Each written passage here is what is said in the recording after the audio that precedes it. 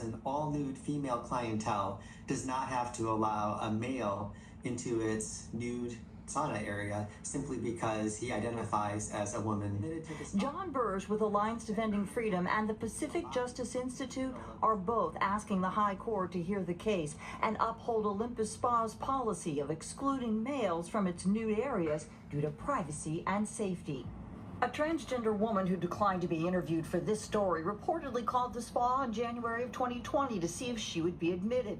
She said she was told that transgender women who had not undergone surgery would not be admitted, meaning she would be denied entry. It puts all of those women at risk and it violates their privacy. The trans woman then filed a complaint with the Washington Human Rights Commission, who ruled a transgender woman cannot be excluded from the woman's facility merely because she is preoperative or has male anatomy. Olympus Spa appealed that decision to the Ninth Circuit Court of Appeals, where it was upheld. The whole policy, the entry policy that the... I am probably going to do a deep dive of this on my YouTube channel and my TikTok tomorrow. I don't have time today. I have to go. I'm meeting somebody for dinner.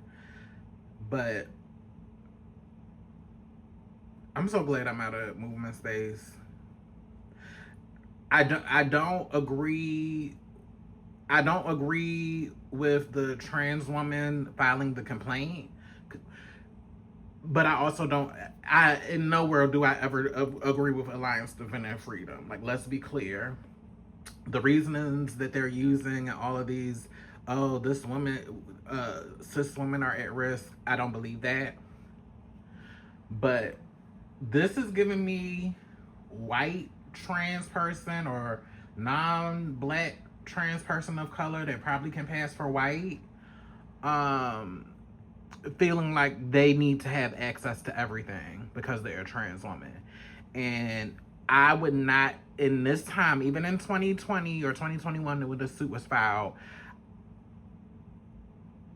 so we as trans people, as trans women, we have to pick and choose our battles in this time, because now, and as somebody, I've never lived in Seattle, but my last full-time job was in Seattle, and I did a lot of extensive travel to Seattle, and I've even been to a spa in Seattle that is accepting of trans people, no matter, what type of trans woman you are.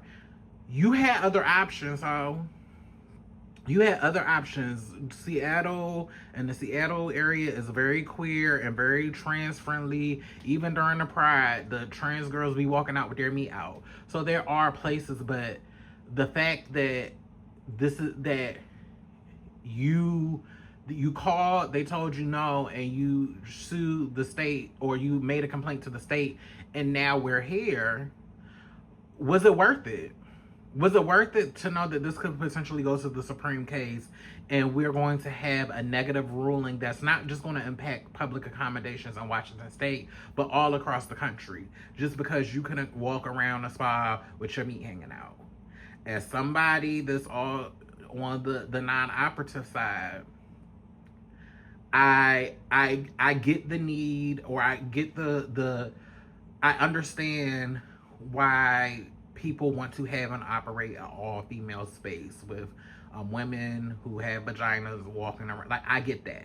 And as somebody that has been in spaces, I don't know whether the policies from here to internationally, when I do go in those places, I am deeply tucked, bitch.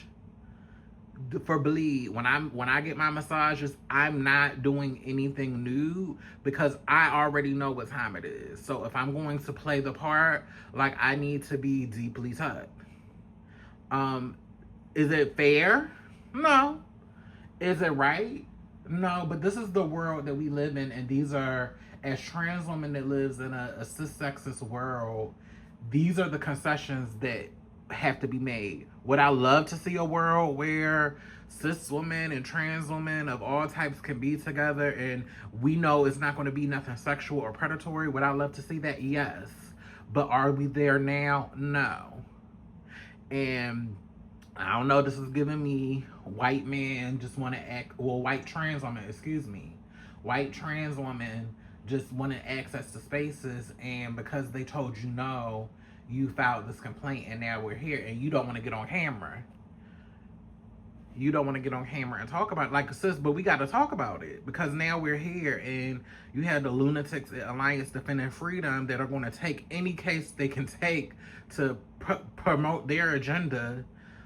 They're trying to take this to the Supreme Court, and it's just like, again, this is not a conversation that we have to have with the black girls or the Latina girls, but with y'all white trans women and y'all non-black